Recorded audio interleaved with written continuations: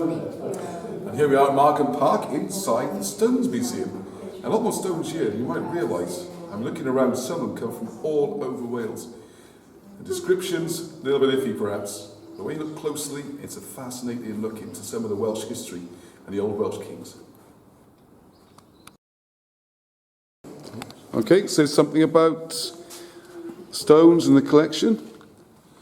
You might want to pause and have a read of that. Tells you all about the stones.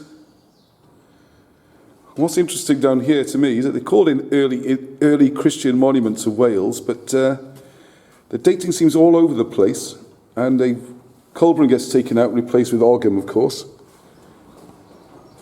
And the other curious thing, it starts 450. If you read some of the inscriptions up at the top, it says that the conversion started about the beginning of the 5th century, with the 400s. So I don't know who's supposed to have done that, because even with the conventional dating, the Romans are gone by then, and the Saxons haven't arrived. So this sort of magical conversion taking place. So you have to remember that the Roman Empire had been persecuting Christians, so the idea that it has to come that way is a bit strange when you think about it. Here we are, so here's a 1946 picture. So yeah, that's a quick idea, quick walkthrough. It is worth a visit, it's more than I realised. All right. We've got cartwheel crosses, as they called them here. Lots of crosses. You can see definite traces of early Christianity. And when you learn about how they're read and who they signify, it's quite tragic, really, that a lot of these haven't been properly translated. There was an attempt here at one. There we go.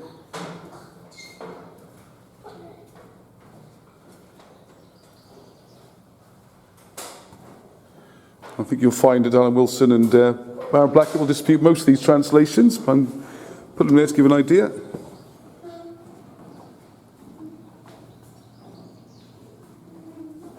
They are beautiful, and it's pleasing to see that they are actually in a proper safe environment, and they're well lit, getting good attention. And here's one I really want to have a go at. Especially if we start looking more at Culbran and how that's put together.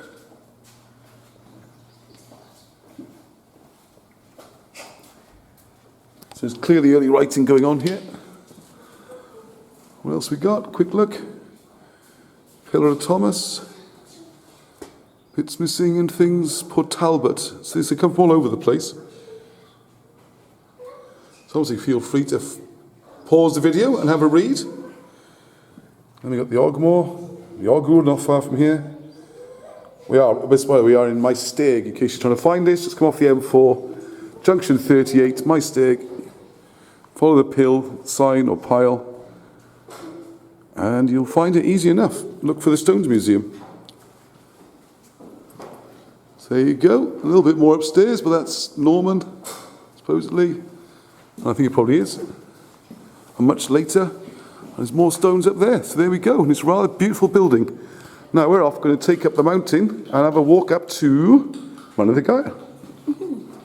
Mynydd Baedon, I'm the cameraman. You're the cameraman, yeah, you're the cameraman for the mountain. You're feeling fit, are you? Good. You can carry me back down again, all right? Yeah, I won't use up all your energy now. So there's the building for the Stones. It's the Margam Stones Museum. It's right next to Margam Park. It's got loads to do for children. It's a great little touristy area and a thoroughly fun day.